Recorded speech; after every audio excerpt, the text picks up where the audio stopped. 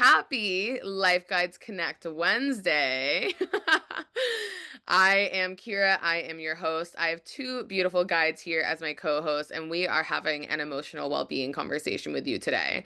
So, speaking of Motivational Monday, I'll give you a little bit of a breakdown of what Life Guides is and what we do, the ways that you can connect with us, and then from there we'll dive into the actual conversation. So, first and foremost, we are coming to the end of our Rooted in Well-Being series. This is a series that was created really to teach and focus on well-being in all areas. April was physical well-being, May was mental well-being, and June is emotional well-being. And yes, while they are all separated into their own little categories, at the end of the day, every area of well-being impacts the other, and it's a very holistic picture. And that's for most things in life. So you will hear about a little bit of mental well-being and physical well-being in this as well. It's just well-being as a whole. So, as far as our events go, we have our larger events that happen once a month in our larger Connect sessions, which is what you're at right now. We will have a new series starting next quarter, starts called Leading in Love, and those details will be sent to you via email shortly. It's teaching you how to prioritize thriving relationships. Thriving, my ring light turned off.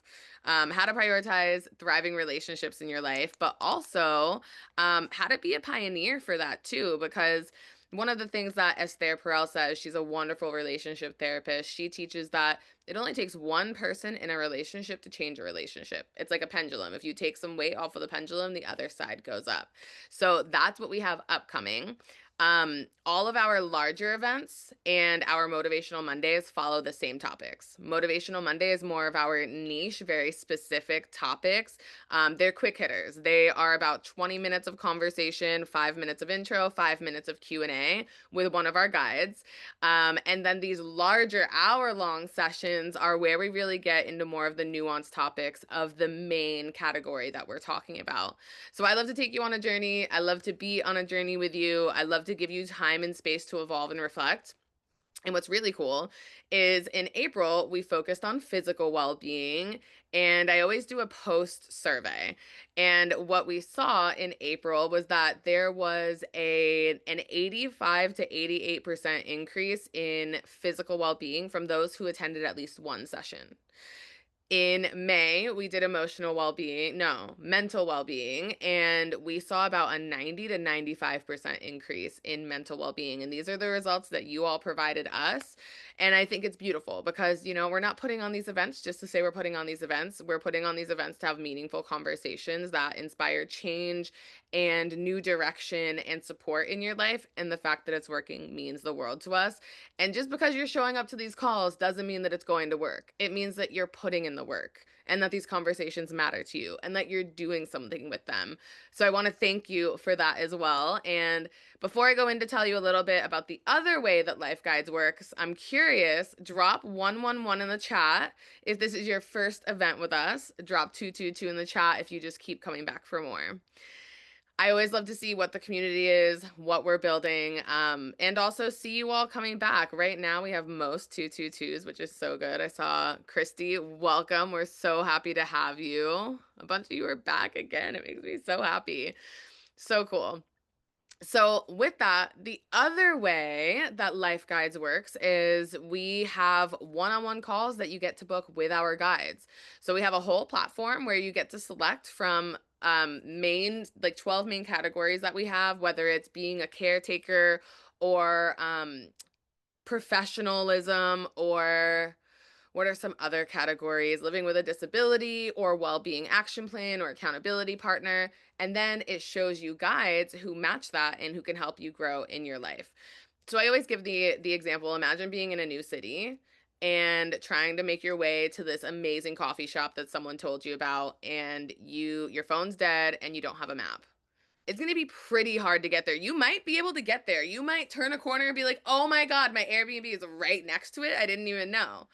But in this world that we live in now, we have access to a lot of resources that can guide us there, right? So you're ready, you're dressed for the day, you're ready to go. You turn on your phone and you put in your Google Maps and you're like, "Okay, cool. It's a 10-minute walk from here. I'm so excited." So that's where Life Guides gets to help as well. About 75% of people use Life Guides proactively, which is the way of like, this is where I want to go. I want some help getting there, where you get to have live coaching and live mentoring to help you get there with people who have walked in a similar walk of life. This isn't therapy. They say it's more casual than therapy and more qualified than a friend. But then there's the other side of it where it's 25% reactive, where say you're on a road trip and you get lost and now all of a sudden you need to pull your map up. Life Guides is there for that, whether it's you just had a child and it's like, oh my God, my whole life is crazy. Someone passed near you, a relationship ended, maybe you're in crazy debt and you don't know how to get out of it. Life Guides is there for you. So those are the ways that Life Guides works. Your organization has paid for you to have free access to Life Guides on an unlimited basis, so as many events as you'd like and as many one-on-one calls as you would like. The guides I'm about to intro are going to be here with you on this journey. You'll also see them in our next season of Motivational Monday and of our Connect events as well. And they're here to help you grow on your journey. So if you're inspired by them and their conversations, later on, I'll be sharing their link in the chat where you can book a call and get some support from them. And the one link I will share in the chat now is for Motivational Monday. If you're interested in booking or in joining Motivational Monday, please, by all means, register for our sessions. And then we also, following this live discussion next week, the three of us will be back same time on Wednesday for a live mentoring session where we talk about emotional well-being, and we have a worksheet that we work through, and we help you actually take actionable steps in regards to your emotional well-being. Someone last month by the end of the call was like, this felt like a therapy session. And again, we're not here to therapize you or like use super clinical practices. We're not even therapists. But really, what she meant by that is like, I felt heard. I got the support I needed, and I have a direction moving forward. And that in and of itself is priceless. So without further ado, we are going to dive into the conversation today. If you have any questions, there's a Q&A box at the bottom at any point. If you are like, I would love a little bit more clarity about this, or this is something specific that I don't know how to work through, or you want to share your experience and ask for a little bit of advice with that, drop it in the Q&A, and we've got time at the end where we will be answering your questions and giving you that live time support. So, as you'll see, I have two beautiful women with me, and the first woman that I will intro is Luz. So, she is a life guide focused on well-being and natural disaster recovery with a background as a Reiki practitioner and life coach. Born and raised in the beautiful Puerto Rico, she has earned a bachelor degree in labor relations from the University of Puerto Rico and began work as a public servant. While the job was satisfying, there was always this nagging feeling that there was more to a truly full life. Encouraged by the desire to help others experience this bliss, Luz obtained a professional life coach certification from Transformation Academy and became certified as a Reiki master with Natural Healer. She now practices distance healing, where you can receive Reiki in the comfort of your own home. The recipients of distance Reiki report feeling a sense of peace, higher energy levels, and even more themselves, as noted by their families and friends. Searching for more ways to serve, she became a life guide. Her mission is to make energy healing accessible to everyone, and in doing so, bring more light into our world. She finds joy in helping others learn about their own healing powers and guides them to support themselves using Reiki techniques, combined with breath work and tapping, among others, for a daily sense of well-being. Outside of practicing Reiki and learning new techniques, you can find Luz reading, doing art with her family, in the kitchen trying new recipes, or out in nature recharging. So with that, Luz, I would love to hear a little bit from you, your own words, specifically about what your life was before you prioritized emotional well-being, and then also if you can share what that catalyzing moment was that really sparked that for you and where you're at now. And then as we continue on the conversation, we'll hear so much more about your story, but I think that's a perfect place for us to start.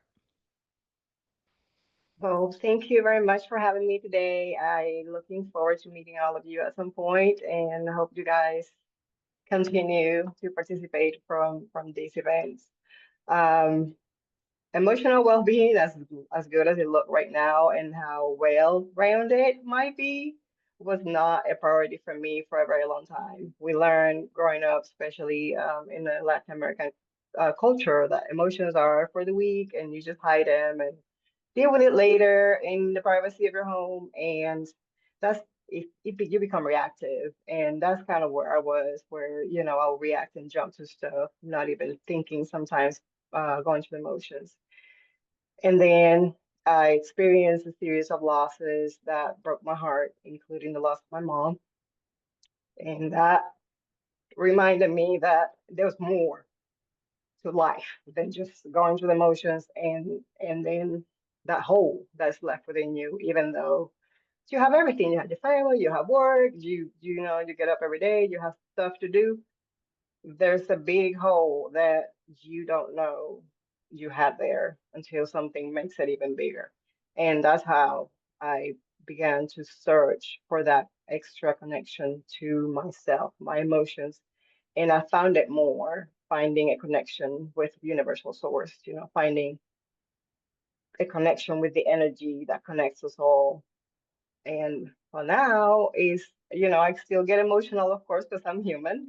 I don't become human, but I'm able to have a little space where I can take a breather and evaluate where I am and how I'm really feeling and why I want to do something or react to a certain way, and prevents me from reacting or spiraling, which was something very prominent, where I will just become within myself, just closed off because I didn't want to deal with stuff. So now, even through Hurricane Maria, which was another force to push me towards better well-being and more spiritual connection, I was relaxed. I wanted to go to bed during the hurricane because, it was going to be okay. I knew that within me, and I think I only knew that because I was connected to that source and Mm, had that. It's more things, that you add than meditating and breathing. You add your exercise, you eat right, you add all to that wholeness, as you're doing with this program. All three comes together: mental, physical, and emotional. And I'm glad that's being acknowledged today. Thank you so much for sharing some of your story. And there's one thing that I want to highlight, because I think it's really clear to people what the emotional well-being afterwards looks like having that ability to sit with yourself and realize, like, even if things are hard, it's okay. I'm going to make it through. I don't have control of the situation, but I do have control of myself. But I want people to have a very clear definition of what it means to be reactive, because they might not know that, or maybe you're about to say something where they're like, oh, I am actually like that. So can you share a little bit more about what emotional reactivity looked like for you before you prioritized your emotional well-being? Yeah, for me, I this is gonna be different for everybody. I think it's not something that looks the same for everyone. For me, it was like completely like poker face quiet.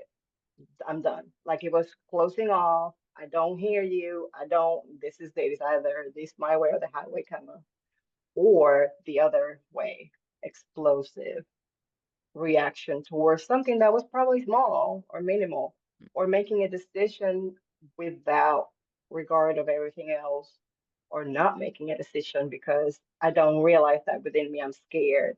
And I Mm, would not recognize, oh, I'm just scared, and I can do this even if I am scared. So that was big for me, and I'm still working with it. Sometimes you don't do something because, like, should I do this? Up to the last minute, I'm not gonna make this call, but then I do it. So, and here I am. So that's kind of for me, it shows up in those ways. I see how some people do spiral, and it's just self-depreciating or not feeling good about themselves and just letting it pile on. Where you is, um, interestingly enough, not handling your emotions can be weakening, and it can paralyze you, and it can make you feel like you don't have any strength. If you feel like you're fatigued, you feel like you're tired, and you are, but it's an emotional exhaustion that just catapults into everything else.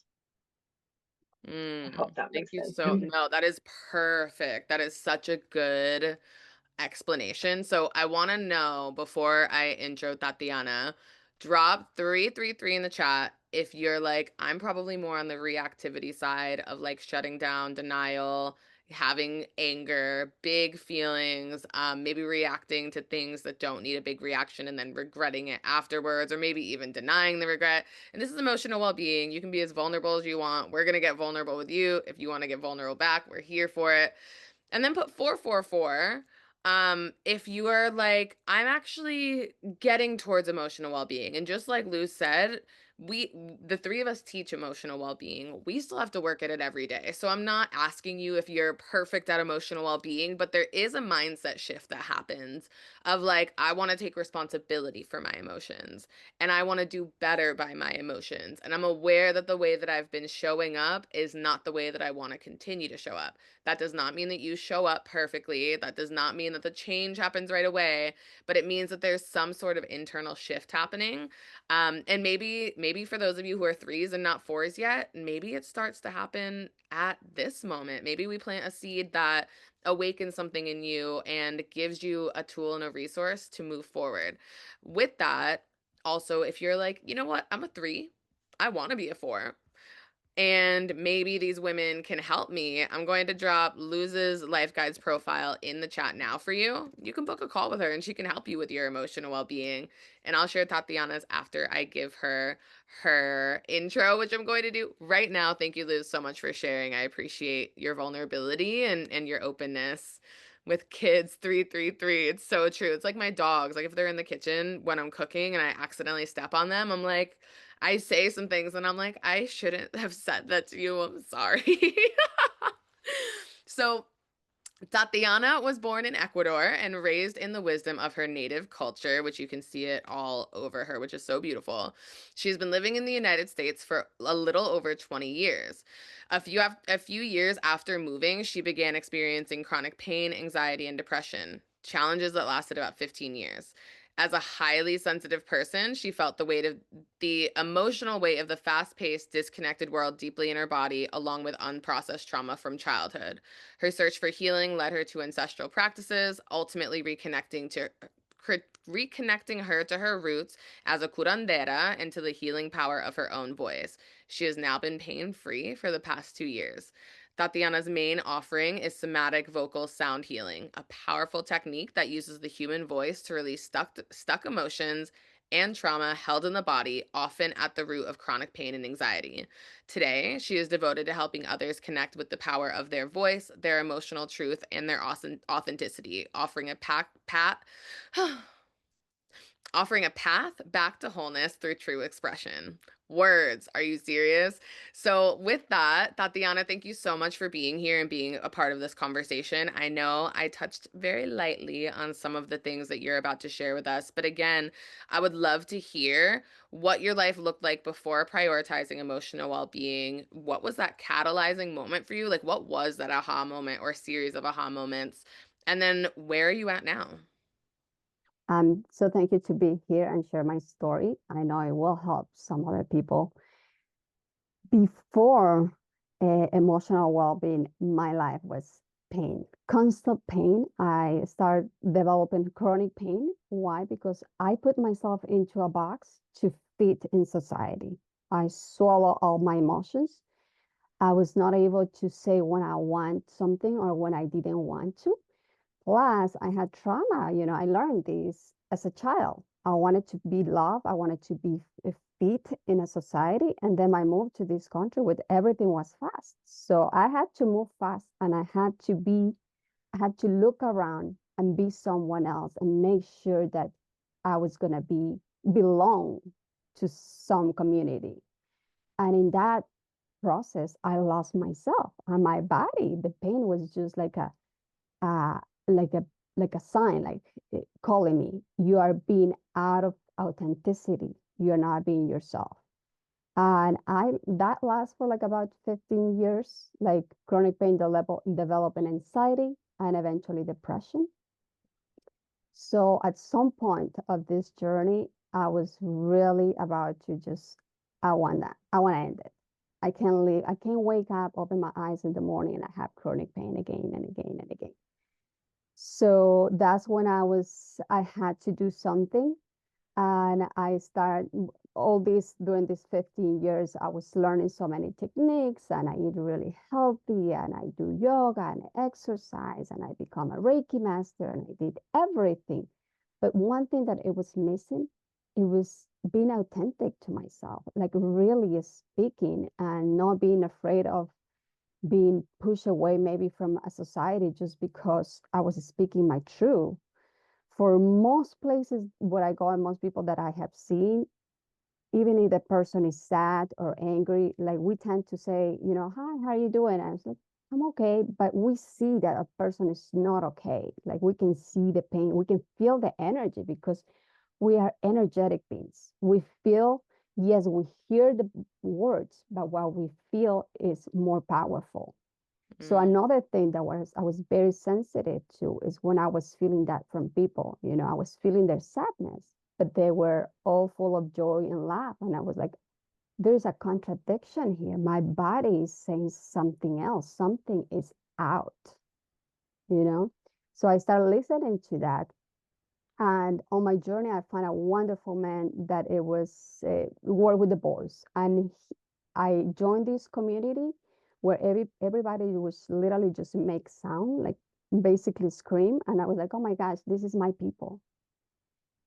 I've been so quiet. I'm in so much pain. And when that space opened, and it was everything online, virtual, it gave me the permission. It just opened the door for me to be vulnerable and bring my voice. And the voice sometimes, like right now, I'm a little nervous still, and I can feel that nervousness, And it's about that voice to be vulnerable and say, I'm afraid, I'm nervous, I'm happy, I'm joyful, and just allow that.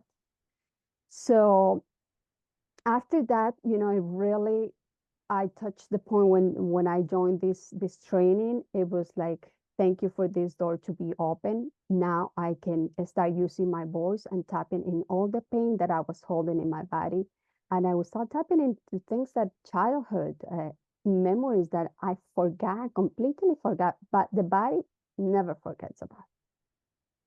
Everything is in the body, and that's one of the reasons I see a lot of people having chronic pain that is never diagnosed by any disease or anything. It's just there. And I'm really passionate about helping people to bring those emotions out of the body. And one of the things that is this last 2 years I've been free of pain. The first year or so, year and a half, it was like releasing the pain and getting comfortable with the sound of sorrow, the pain, the anger that I was holding, and giving myself permission. It's like, I'm a human. I'm allowed to feel all of this. And then this last just 6 months, really, which is such a blessing, like such a blessing. Now I'm going into when you break that barrier of tapping into your emotions and be 100% vulnerable and authentic, I start tapping into that curandera Mm. because there's not so much those wounds and pains. Now, what is the wisdom when you get into that catharsis of crying or anger? It's like, wow, I'm finding something greater. I'm finding that curandera, that higher self, like it was hidden there behind all of these faces that I put to Mm. survive. And it's just, and of course, the body goes through a catharsis, like you're shifting your whole body, your cells, your brain, everything. So I found that, and I found deep sounds, like it's just sounds that the human voice can do. They come from a different world. It's literally gone into the earth. Like when we are in the earth, we hear the sounds, the vibration, the birds, and it's just giving permission that healer, that curandera, that psyche abilities that we're listening. to something deeper that we are, because we're all healers, we're all curanderos, we are psychic, we hide so much all of these talents that are natural for humans to become this box. So my goal and my inspiration and what is in my heart is for everybody to release any blockage, pain, anxiety, but then tap into something higher and find what you truly are. Find all those abilities, because the human is hungry for seeing what else I am, why I'm here, what are my abilities, the psyche abilities that you just hear and you know you're not hiding anymore from anything, but you're fully being yourself. And as Yes. you say, Kira, is an everyday thing. Some days I face the anxiety, like right now, my first time here is like a little nervous. It's something new. I face every day something new, and I overcome, and I met a different version of myself by doing that. So that's a little bit of my story and where I am right now, and what is in my heart for other people, for other humans. Thank you so much for sharing that. I love your story. I'm sharing Tatiana's Life Guides profile. If her story resonates with you and you're like, wow, I could really use some vocal healing, she's here for you. And one thing I want to say is, you know, we all come from different walks of life. We all have different faiths. We all have different things that matter to us and that pull us and drive us. Um, and I say this specifically because I read all of your surveys and I see everything that you all comment. And sometimes there's that separation between spirituality and religion. And when spirituality is mentioned, those who are religious feel disconnected. But one of the things I want to share is we in life guides, we hold a neutral space in general. Like we're just humans showing up. We have guides who are of all walks of life and all faiths. But beyond that, there are universal truths. There are basic truths that are human. And the science, like it's just basic science at this point. We are psychic. And what does that mean? That means that we have the ability to feel energies around us and to tap into the energy field of the world around us. There's energy everywhere. I'm sorry. Have you plugged your phone in for energy today? That's energy, right?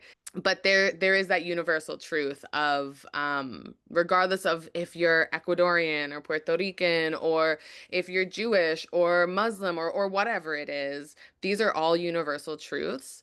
And you can translate it into your own expression as well. And we all just get to be human on this journey and learning from each other and growing from each other. So thank you so much, Tatiana, for sharing your story. With that, one of the things that I specifically want to talk about that is my experience with emotional well-being. I'm not telling you all my story. You hear from me all of the time. If you want a little bit of Kira, go back to anything that we have ever done in Life Guides and you'll get a little bit of Kira. But one of the biggest things that I've experienced in regards to my emotional well-being was the denial of emotions. So, there is a shutdown that happens, and I used to have a lot of pain too. I used to have digestive issues that never healed themselves. I would get IBS, I would heal it, and then I would find out I had leaky gut, and it was just all of these things that were happening, and I denied my emotions. I refused to acknowledge how I felt. I would, and a lot of this is by societal conditioning too, right? Like we live in a society that teaches us to be productive and show up and do better than you did yesterday and put in the work and your emotions don't matter and your physical body doesn't matter and just like do the things. And if you like think about it hard enough and if you want to do it hard enough, it'll happen. But that's not how it is. And it's this need to continue to push, and that need to continue to push is that need to run away from what you're actually feeling. And it's like if I do more, if I add more to my plate, if I add more stress, if I do this, if I take on that, if I people please this person, if I whatever, I'll feel good. You know what doesn't happen at the end of that? You don't feel good at the end of that because you've denied everything. So if you don't process it, it stays with you. And the reason why these conversations are so important, Luz dropped a book in the chat, The Body Keeps the Score, phenomenal book. There's also another book, The Atlas of the Heart by Brene Brown. She breaks down the 87 human emotions. Most people can only identify 3: happiness, madness, and anger. But if you don't know what you're feeling, then you can't heal it. So having an awareness of what you're actually feeling is huge. And the book is categorized. It's so great. It's like what I feel when someone lets me down. And then it gives you the 8 emotions that are associated with that are all different and need certain different things. And I will drop that in the chat. Thank you, Kristen. But that is a great resource that I would offer to all of you. Anything that Brene Brown does will get you more into that state of vulnerability and acceptance of where you're at. But beyond that, it will also get you into the place of having that awareness of your emotions. And again, this is a lifelong journey. Tatiana, Luz, and I have been at this for a very long time, and we're still learning it. And it's cool that we get to be in this conversation learning from each other. So, with that, talking about like the denial of the emotions for me, I was a victim of my emotions and I didn't want to deal with them, so I let them. But Luz, I want to talk about what it looks like to no longer be a victim of your emotions and to no longer let them run your life, and what that looks like for you and maybe in your practices that you help others with. Well, that's a big one. For me, it is being like a growing process, as I just shared, is knowing exactly how you feel. Like you know how you react to something and you feel like you're angry and you're ticked off and you just said something you didn't want to say and then you had to backpedal and you ask for forgiveness, but at the end you really don't know why you did that. You thought you were hangry. Yeah, I could be hangry now. But anyway, you can be angry, but it's not. You're not really angry. You were sad, incredibly sad, and whatever this person said just push that button. And because we're not supposed to express sadness, especially again, like in my growing up, you were not supposed to show that stuff. You know, you're supposed to sit pretty. And when you are and you don't want to be, then there comes a point where you're trying to be like a boy, right? You want to be stronger because everybody relies on and they don't cry. And then so then you start adopting those things. I had a brother. So you start adopting those things and thinking, I I don't cry. Crying is stupid, you know. So that's weak. I can figure it out, and it's gone to a point where you go beyond your culture and adopt these things that are part of your family's history, and you start thinking to yourself, I can do it. I don't need anybody, and it separates you from everyone around you now, and it's taken me a very long time, I have learned to accept and receive help and actually ask for it. Because I will be the one asking for help after divine. God, please help me with this. And somebody will be like, here you go. Oh, no, thank you. I'm all right. So I'll be that proverbial story of you've been asking me for help. Here I am giving it to you, and you don't take it because I didn't want somebody else to know that I was struggling. No, I'm the good one. I know what I'm doing.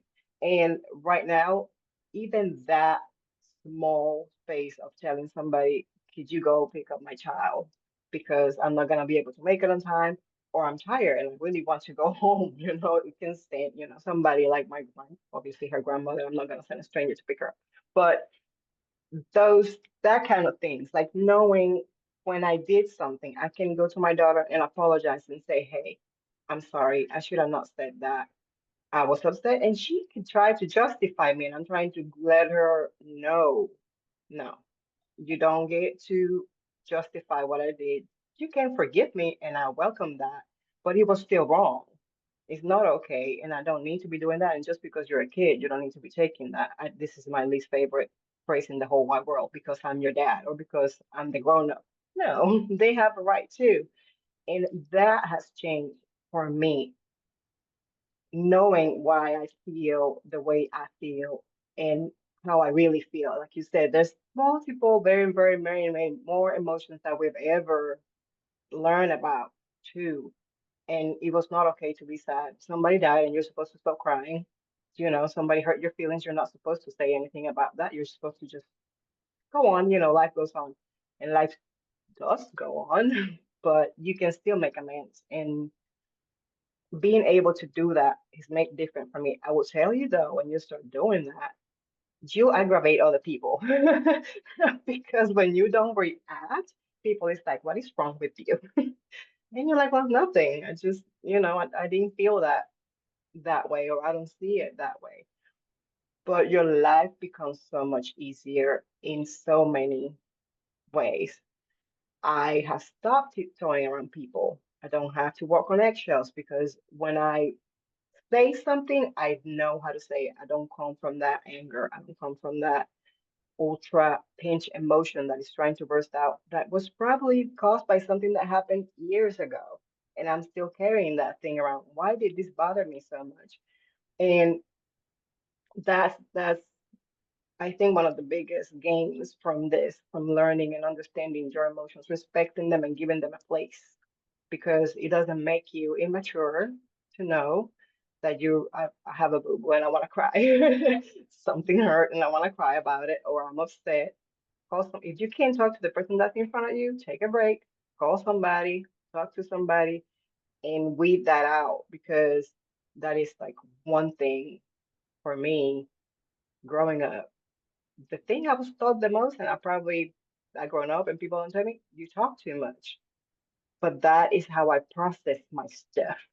And I didn't know that. So by not talking or not speaking, then it comes to a point that you feel like you want to scream your lungs out because all of that is bottled up. So being able to go past that and take that space for like, all right, I gotta go. Let me go outside and sit under the trees for a minute before I say something that I'll regret helps greatly, because like Tatiana said, there's going to be something there that happened when you were a kid that is just going to trigger you and you don't even know. And being able to connect with those emotions makes the whole difference. Thank you so much for sharing that. There were two things that I wanted to highlight. One of them is fresh in my mind, so I'll start there and maybe the other one will arrive and come back to me. But the one thing is the way that you're showing up with your daughter is so great. And this is your, and I tell this to my mom, I tell this to my best friend. I'm like, your life isn't just your life. The choices you make will affect the people around you. And I say this to them in a bunch of other circumstances, but what I mean by that in regards to emotional well-being is that when you choose to focus on your emotional well-being, to become a little bit more emotionally intelligent, to become a little bit more aware, to express yourself, to take time to breathe. Oh, I remember. To take time to breathe. You will have your own transformations, but you'll also inspire transformations in others. And especially when it comes to children, you teach them a different way. But same, like my childhood best friend, we've been friends for 25 years.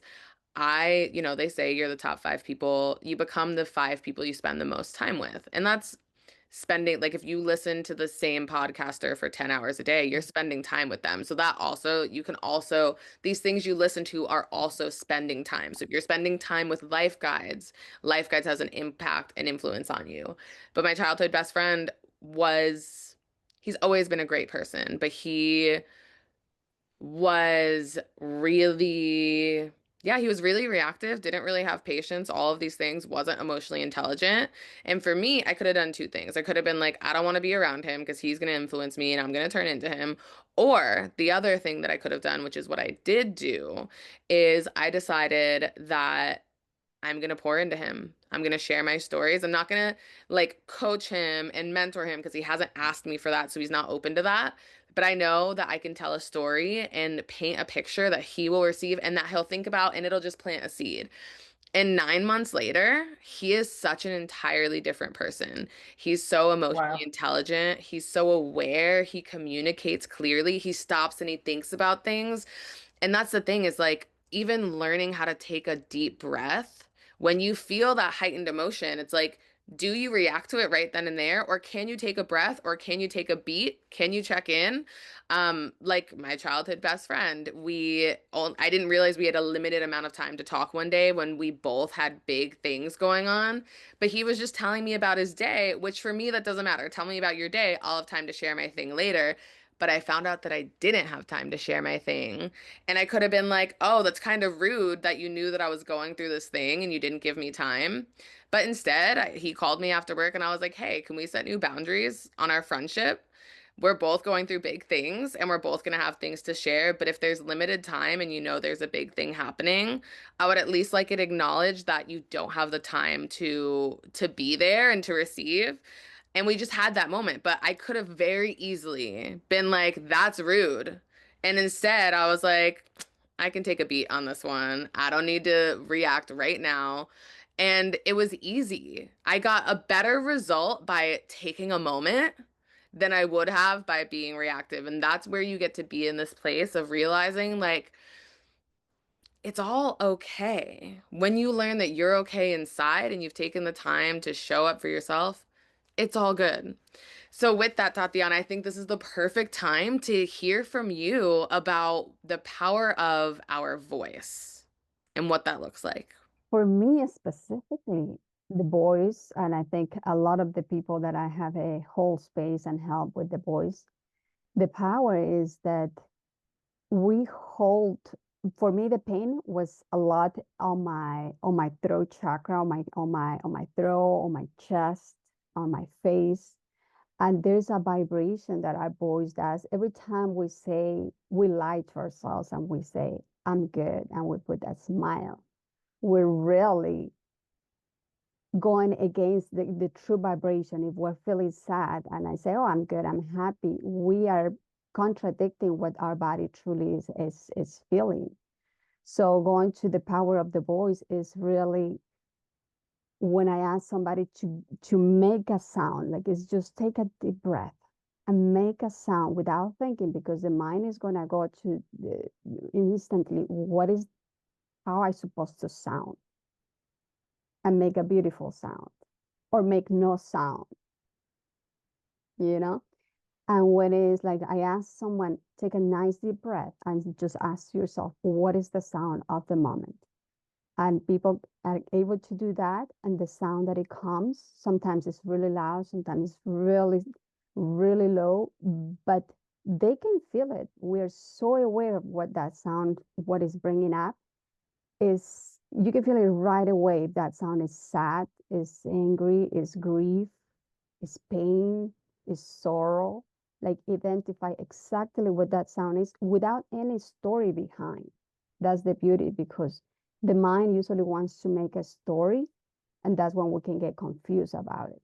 It's just allowing that vibration of our throat chakra that vibrate through our entire body to move that energy that is stuck in our body and bring up to the surface that emotion.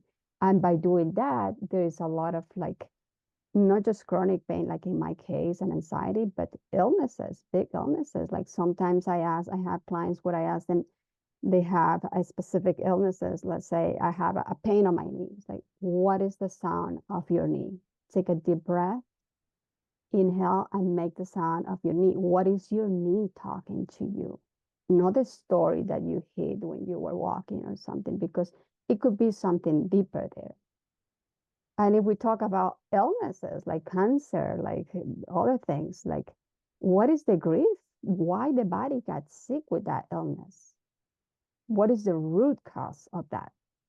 So the body start talking and bringing out the emotion of that illness and that part of the body, and healing and allowing, giving a space to the body to do what the body do the best, which is healing. Our body is constantly healing. Our cells are constantly dying and renewing and being born again. So that's the power. And I think this sound, it has histories like back centuries, where we are taking back that and remembering that sound has incredible power. And yes, we use instruments, crystal balls and Tibetan bowls, but the sound of the voice is what, to me, it has been one of the most powerful instruments. Mm, so beautiful. Yeah, and if you look, like, it's interesting because our modern society is run off of not necessarily like the natural way that the body works, and that's perfectly fine. But there are still ancient modalities that are out there where people have lived. And again, if you look at the blue zones, we've talked about this before, but if you look at the blue zones where people are living the happiest and the healthiest and the longest, they have all the areas, mental, physical, and emotional well-being are prioritized, and people are living to over 100 with quality life of over 100 of those years. So if we're starting to look at the illness that we see in our world, and we're starting to look at there are other places in the world where that's not the case, then the truth of the matter is that you you have two different possibilities, right? You can live your life in a way that creates illness, and it's not there. Emotional is a huge part of it. There are also a lot of things in our society that create that as well. And if you start looking at the weaving of it all, like we usually gravitate towards things that match the emotional things that we haven't processed too. And that's a whole entire different conversation. But you can either choose a life and a way of life that induces illness, or you can choose a way of life that induces health. And you can change that in your lifetime too. If you're like, wow, I might have been doing it the opposite way of what I actually want for myself, you can change that today. You can change that tomorrow. You can change that 5 years from now. You can change it never. It's your life at the end of the day. But the one thing I want to say is there are people living long and happy and healthy for their whole entire lives on this planet right now. It's not like an old, outdated thing. It's currently happening. So that means that these conversations that we're having, they're full of limitless potential and limitless possibility where you have the ability to grow. So, we're coming to kind of a close. I want to ask both of you see the notes. There were a couple of other things that we wanted to dive into, but I feel like we dove into some really amazing things. So there are a couple of specific things I want to talk about that I feel like will solidify a little bit more for people, but we probably only have maybe like 3 minutes for each of you. One thing, Luz, is what I want you to talk about and share for a minute is when you said this to me, it really impacted me, and I feel like it's going to be great for other people to hear. But you said that it's not immature to acknowledge, feel, and move through our emotions, and I would love for you to give that empowerment to those who are here on this call right now. That is an everyday work of art, I think. And it comes down to finding how you can express that. Like Tatiana, the voice. I used to say when I was little, and I still do sometimes, words are my weapon of choice. I can use my words to uplift you and make your life feel beautiful, and I can use them to make you feel like you never wanted to be there to begin with. And that is a choice I have to make every day before I open my mouth. But not only for other people, but also for myself. When I'm upset, when I'm tired, or when I am not feeling well, to vocalize that, to take the moment to say, listen, today is not the day to go across the line. Every other day is okay to blur the line. Today, I'm not, this is not what I am. And that is a way of acknowledging your emotions and also making sure that people do listen to what you have to say, or you can always walk out. I mean, there might be very few situations where you can walk out of the situation, but usually, if the person that is with you is not listening to that boundary or is not listening to what you have to say, then you can remove yourself from that situation and say, I'll be right back. Even if it's, I need to go to the bathroom, I'll be right back. And just leave them standing there. Just go do it because it becomes, you don't need to put that energy onto you.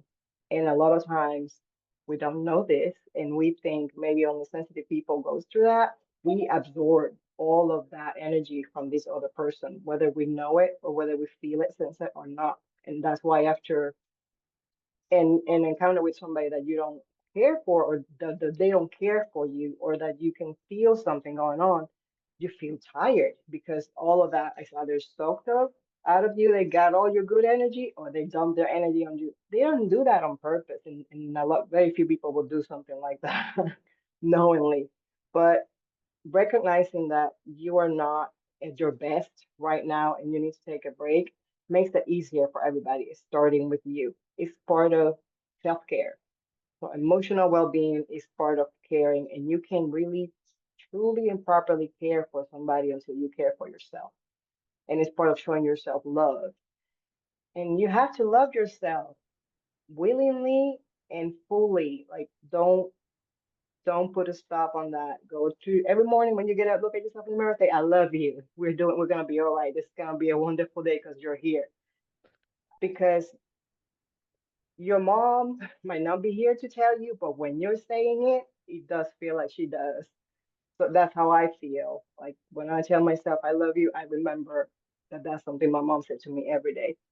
And Mm. so it's just bringing that part of you. Yes, it might sound like childish, but there's a kid within. You're still a kid. You're still the person that you were. You you grow, but you still have those feels, and you have to acknowledge yourself and understand that feeling is a regular part of life. Emotion is just energy in motion, and you just have to let that energy move through you for you to be the best you are. Mm. It's just a way to connect with yourself. It's just You. emotions are real, and they're here doing their job. And when we don't acknowledge those emotions, then it's just they sit there and fester. That's not what they want to do, but that's what we make ourselves do when we don't acknowledge those emotions.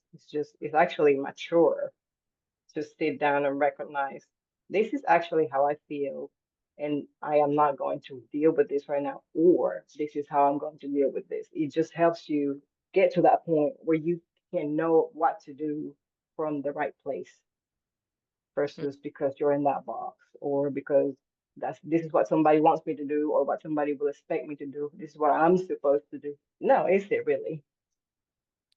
A Mm. lot of times it's not. Thank you. Thank you so much for that. One thing I want to say, and then Tatiana, I have a specific question for you too. And actually, one thing I want to say before I say the thing that I wanted to say, again, if you guys have any questions, put it in the Q&A box. If you don't have any questions for the Q&A, that's perfectly fine. We'll continue on the conversation longer, but I just want to make sure that we have space to hear you and support you in the ways that you need. So the one thing I was going to say is we think that when we become adults, we outgrow our needs as babies and children. We have the same needs. We need to be heard. We need to be loved. We need to be considered. We need to be held. We need community. We need connection. The whole thing. And exactly, like that's the thing. It's not immature to acknowledge your emotions. It's actually more immature not to. And thank you so much for bringing that to the table, Luz. I love that. So Tatiana, I know a big part of your journey is that you really related to being a people pleaser. So can one, for those of you who are here on the call, drop 777 in the chat if you relate to being a people pleaser. I do. I have spent so much of my life being a people pleaser.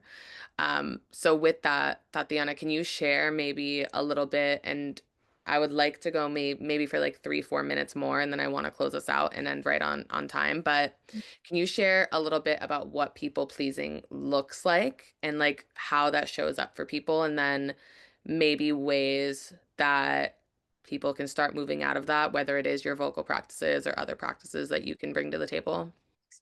To realize that I was a people pleaser, and sometimes I do the same thing again. So I bring myself back to okay, when this different journey is when somebody asks me something, anything, let's go for dinner, and it can be the most beautiful restaurant, but I just don't feel like, or any other question. My mind used to go first is like what this person of this group of people wants to hear. So I'm acceptable, so I'm lovable, so I'm a part of something. It was not what do I really want to, and it was so naturally. Most of us, I think, regardless the culture, it's so natural that we do that. I think it comes from family, culture, even religion, everything. That we don't go into okay, what Tatiana feels right now. What do I want to do? So I used to jump into what this person wants to hear from me. Even my breath, like there was some spaces that I hold my breath, because even my breath, I felt it was too much, taking too much space. Now, after realizing this and practice every single day and in every occasion, is like, let me see what I truly want instead of pleasing anyone, because you're not really pleasing anyone. When you start speaking your truth, you're giving a space and you're creating a space for everyone to do the same thing. And I think this brings so much harmony in the whole world and in families and in communities. We're not pleasing each other, but we are really authentic to ourselves. So a little practice that I do, and I still do it when I feel like I'm getting again into that, or I get nervous about, oh my God, somebody asked me for something, but I'm not available. I don't want. It's like, what part I'm hitting, what emotion or what blockages I have. And I go back to my practice. I go and take my time first, like Kira say, don't respond right away. Just like reacting, don't respond right away. Take your time, breathe. And if it's necessary, I make a little exercise with my voice, like just inhale and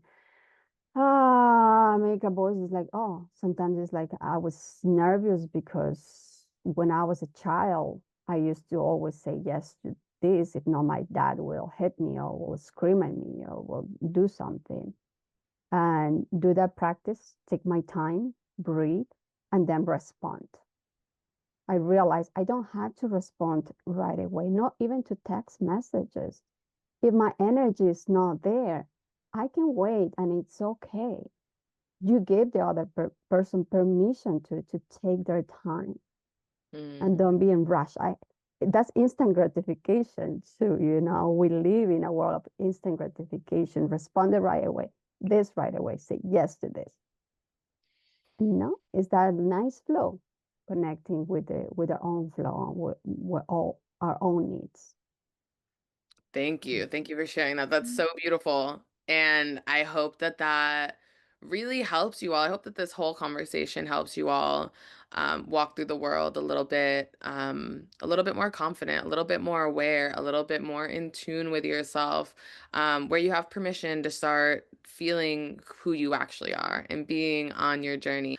So, thank you all so much for being here. It is always a pleasure and an honor to have these conversations and to get a little bit deeper. And these aren't the easier conversations. I don't create our programming so that we have easy conversations. I create this programming so that we have meaningful conversations. So, thank you for being here and choosing to be here, because I think just being open to hearing is the biggest step, right?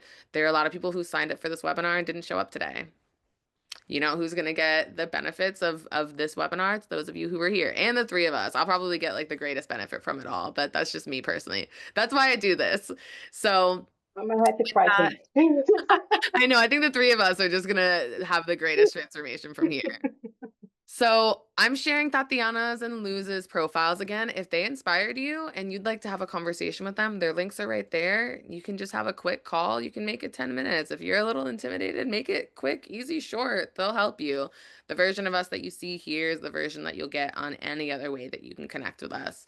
There's a survey that you can fill out that pops up when you're done with this. Please, if you have any feedback or comments, or if you want to share love for Tatiana and Luz, please share it in the chat. Um, and this is a link for our mentoring session next week. It'll be the three of us live helping you. So we'll hear your voice, we'll see your face, and we've got a worksheet. We'll help you work through your things and you'll have that growth. So it's officially 2:00 on the dot. Thank you so much, everyone, for being here. It is such an honor and a pleasure, and we will see you soon. Bye, everyone. Thanks, everybody. Bye, everyone. Thank you.